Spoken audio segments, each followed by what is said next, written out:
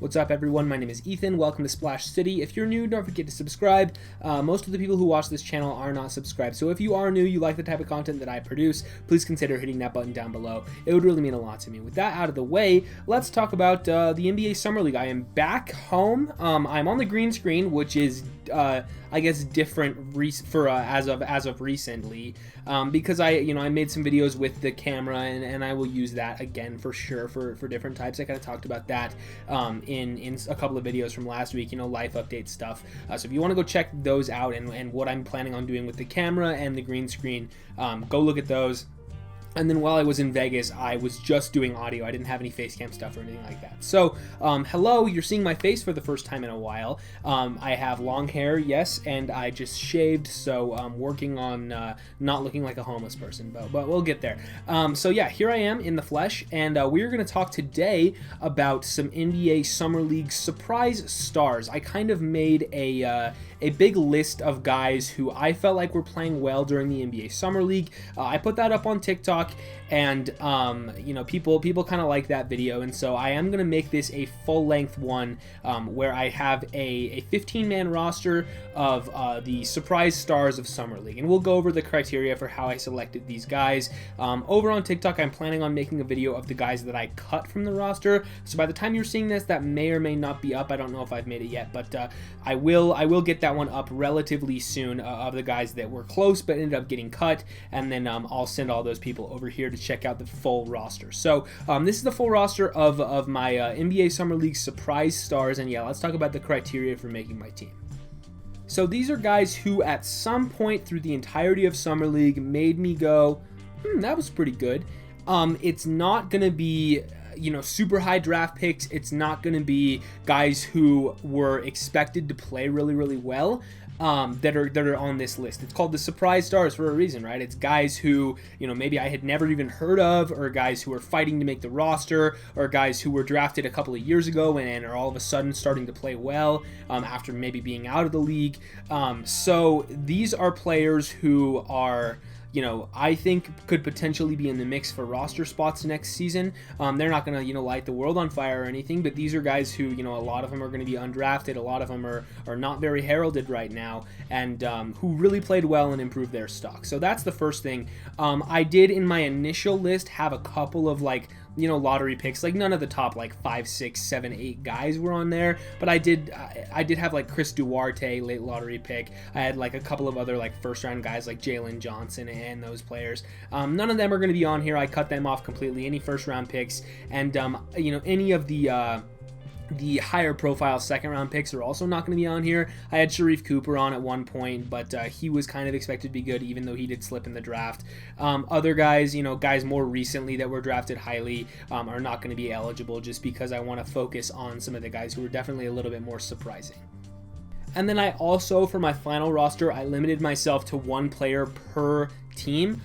So you're going to see 15 different Summer League teams here represented. I made a 15-man roster, and none of them are double ups from the same Summer League squad, if that makes sense. So no duplicates, no guys who were expected to be really good. This is mostly going to be undrafted fringe players who I thought played really well. So let's get into it. So I want to reveal these one by one, so we've got a live feed of my window here. Let me type this for you. The Summer League Finals MVP, I guess is what it was. Louis King of the Sacramento Kings. Louis King was really, really good. He shot the ball super well. He played good defense. I thought he was a good passer. He completely showed out in all of the Kings games throughout this Summer League. He's only 22 years old, out of Oregon. Maybe came out of the draft a little bit too early and ended up struggling for his first year or so in the NBA. Had to play in the G League and stuff, but he was really good in the G League, and is on a two-way contract with the Kings. So he theoretically should make the team for next season, whether that's on a two-way or a full contract if they upgrade him there. And I think he deserves a roster spot. I think he played well enough here to justify a team taking a look at him, and he just looks like he's a fundamentally sound basketball player. He was actually a really high recruit once upon a time, but circumstances kind of pushed him in a weird direction. So Louis King is my first guy here. No surprises. I think he was the best player on the Kings throughout this tournament. Him and Davion Mitchell, I think, were both pretty close, but Louis King, in terms of offense, was their go-to guy. He was just hitting a ton of shots, and I was really impressed with him. Up next, we have another king, and not in the literal sense. In the well, I guess it is kind of in the literal sense. George King. He doesn't play for the Kings, so because he has to fit my requirement, I'll just say Portland. George King. So he plays for the Portland Trailblazers, and he was shooting the lights out in their first game, especially, which is really when I was watching the most of Portland. You know, I caught them play again a little bit later in the week, and he did not play as well later on, but especially in their first game, I think he was like 6 for 7 from 3 or something like that, and I thought he played okay throughout the rest of the week, so it's enough for me to put him on here. George King, you know, he was, I think, the like 57th or 58th draft pick by the the Phoenix Suns a couple of years ago. Kind of flamed out of the league, and now he's playing in summer league, but he was really good. You know, another guy who's a good shooter, and I think he could find his way onto a roster spot if he does continue to shoot that well. Let's move in right along here. I have Jay Huff of the Wizards. Big guy on the Wizards. He's like a true 7-footer. I think he's out of Virginia, if I'm not mistaken, was undrafted in this year's draft. He had some really solid moments on defense as a, you know, obviously a really big guy. I thought he held up nice defensively. He was able to, you know, he has a little bit of a jumper. He could score a little bit. I thought it was pretty solid passing wise. Just made some, you know, solid winning basketball plays that might not necessarily show up in the stat sheet. But I thought he had a nice run with the Wizards, and he impressed me as a you know, a legit 7-footer who I thought had some pretty solid basketball skills. So he can maybe find himself on a call up relatively soon here. Up next, we have Oscar. Oh, I'm not typing. Oscar da Silva from the Thunder. Was undrafted this year, spent a long time at Stanford. I think he played all 4 years at Stanford. Guy who's been a while in college. I thought he was good in the Pac-12. Comes into this Thunder team and provided some solid minutes. You know, another big guy. He's not quite as tall as Jay Huff that I was just talking about, but he was, you know, power forward center type player. Had some good moments passing. I thought he was pretty good scoring the ball as well. Didn't really, you know, his numbers aren't going to jump out at you, but I thought he showed some flashes in person, and I really liked what he brought to OKC. So Oscar da Silva, I don't have too much else to say on him. I just thought he was overall relatively solid for the Oklahoma City Thunder. So let's move on here to Dwayne Washington Jr. of the Pacers. He was from Ohio State, I believe, and was undrafted in this year's draft. He had some really, really nice moments scoring the ball, especially in the Pacers' first game. Had a little bit of inefficiency after that, but overall, I thought he was playing pretty well. And you know, hit a bunch of shots. He was like 5 for 5 from 3, something like that, you know, 5 for 6 from 3 in the first game, and had a couple of other really nice shooting moments throughout the tournament as well. Dwayne Washington Jr., a guy who I think he's on a 2-way contract with Indiana, and he showed why. I thought he had a pretty solid summer league.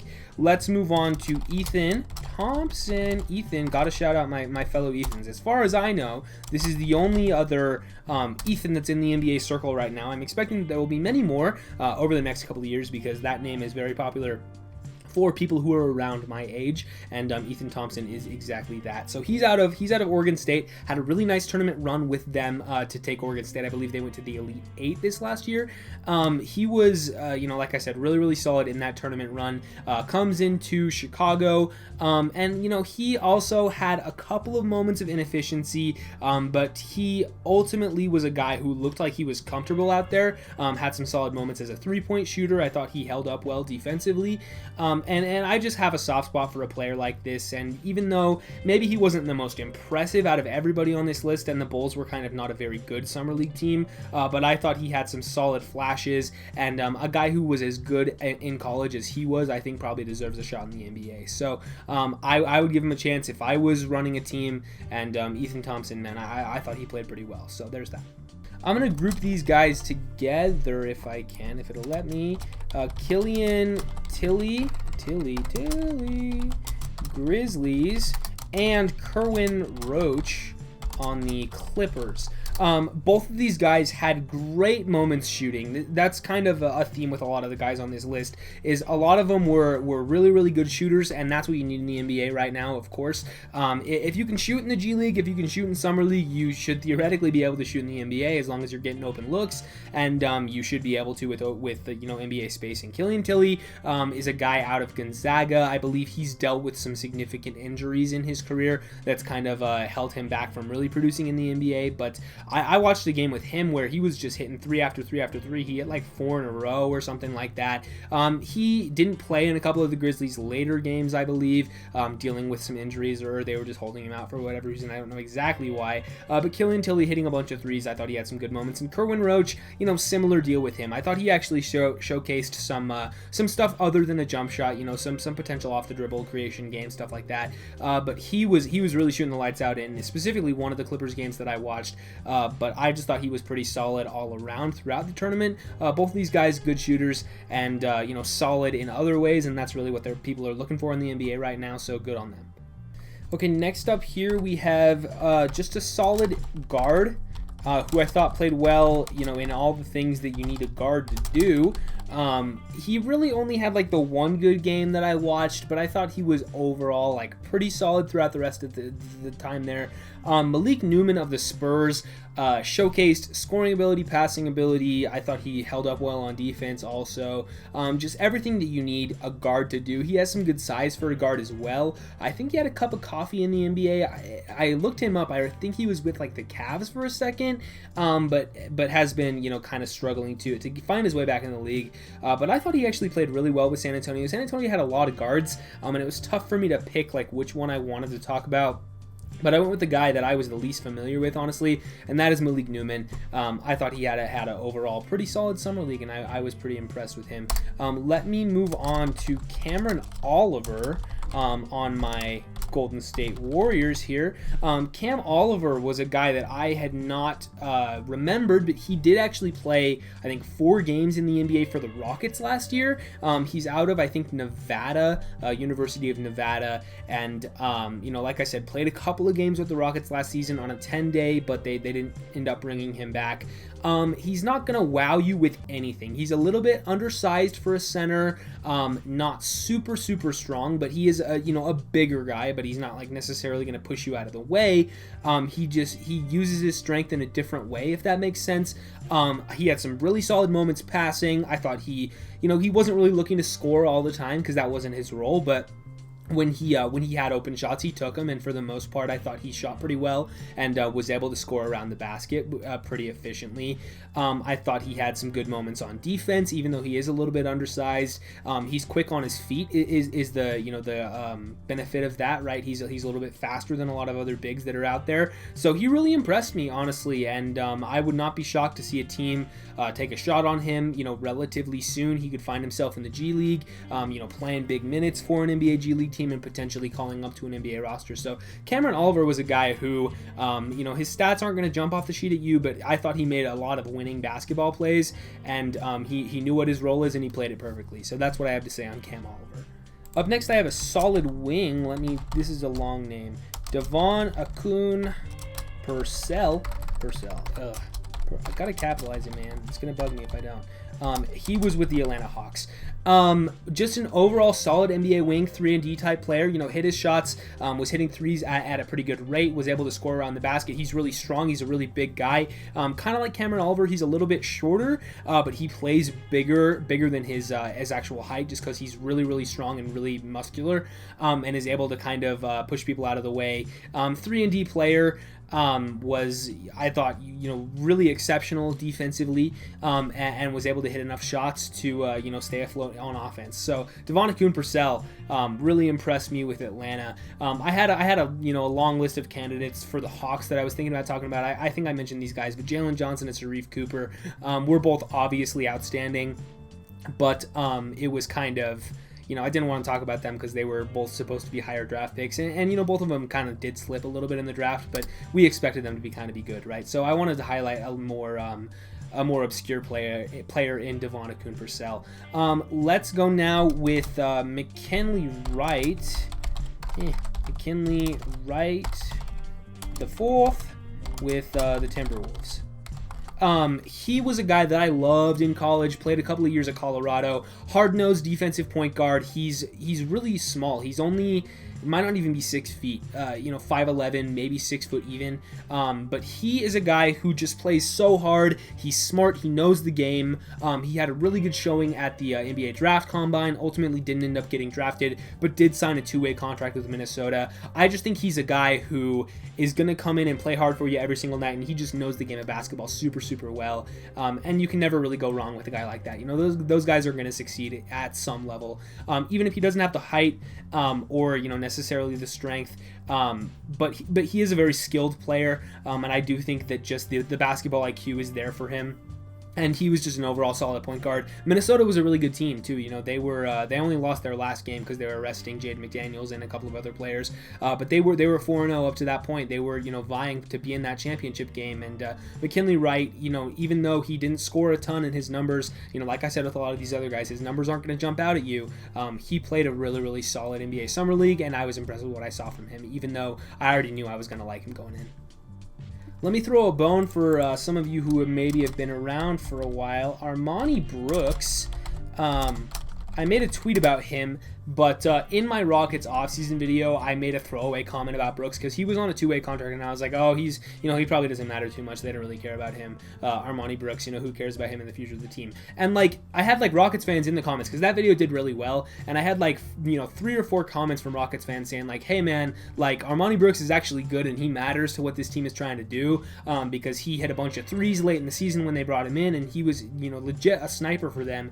And I just wasn't aware because honestly, I was not watching the Rockets much, especially for the stretch run of last year. After obviously trading away James Harden, and the team was the worst record in the league, so they were not super high on my priority list. So didn't get to see much of Armani Brooks in the NBA last year. But when he did come in and play summer league, he didn't play too many games, but especially in the Rockets last game, they made a big comeback at the very end, and Armani Brooks was the reason why. He hit 5 or 6 threes, most of them were near the very end of that game to bring them all the way back in it. And he was just scoring at the very end and brought the Rockets back from down 10 with 2 minutes left or something crazy like that.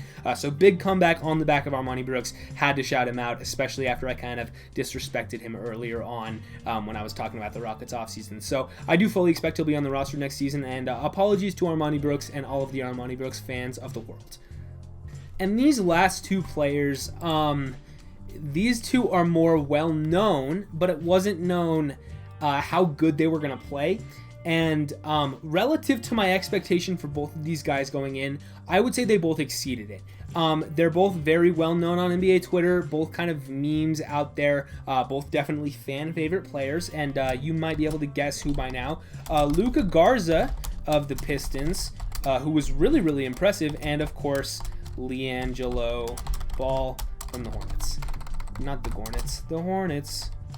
LiAngelo's his shooting numbers were fine through the first couple of games. He didn't shoot well in their last game, which kind of dragged his numbers down, made it look worse than he actually was. I thought he was good. I thought LiAngelo Ball played a pretty solid summer league. Like I said, his shooting numbers are not great. But he was a smart player. He knew how to make the extra pass. He wasn't just going to shoot every time he touched the ball. And he's a legit 3-point shooter. He's actually a good 3-point shooter, and I could see him making an impact.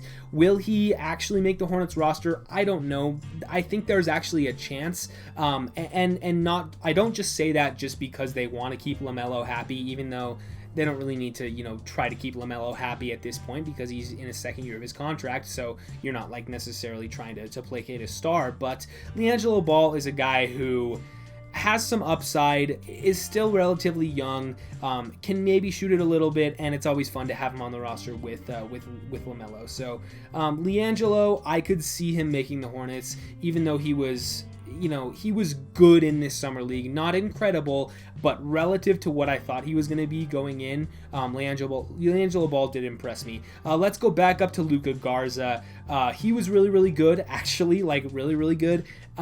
He's a guy who is not going to be able to play much defense. He's really slow-footed. That's the thing on Luka, right, is he is not very fast. And there was even a quote that he said something about it where he's like, hey, listen, at my top speed, I can only run about 3/4 as fast as what, the top speed of any NBA player does. But I'm going to be running at 100% every single time, and they're not going to be giving their effort every single time, which I think you know, that kind of sums up what Luka Garza did in this summer league. He's going to be always going at 100%. He's always going to be trying his hardest, and he knows his limitations, and he knows what he's not good at. He knows what he needs to work on, and he's willing to put in the work to get better at those things. He clearly has a ton of offensive skill. I said this about him in the past. When, you know, people were thinking, hey, he might not end up getting drafted, or, you know, it's going to be a really late second-round pick.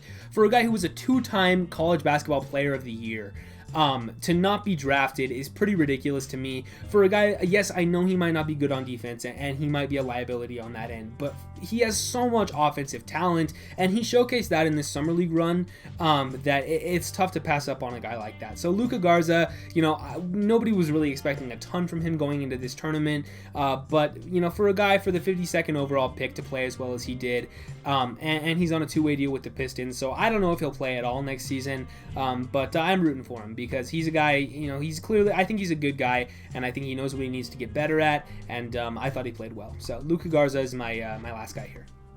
And there's my starters highlighted. I want McKinley Wright as my point guard, organizing things, getting the offense going. Armani Brooks is my 2 guard as that shooter, bring him in, being able to hit shots there. On the wings there, Lewis King as well is there for shooting and defense. I think he can handle that. Devonte Purcell is going to play my power forward. He's a little bit undersized, but like I said, 3-and-D guy, plays bigger than he is, and I think he can have a meaningful role there. And then Luka Garza as my big man. In the middle, you know, bringing that offense at the center spot. We have Cameron Oliver off the bench for defense. Jay Huff as well in there in my center rotation. So that's going to be my starting 5, and that's my 15-man Summer League Surprise Stars roster. So there you go.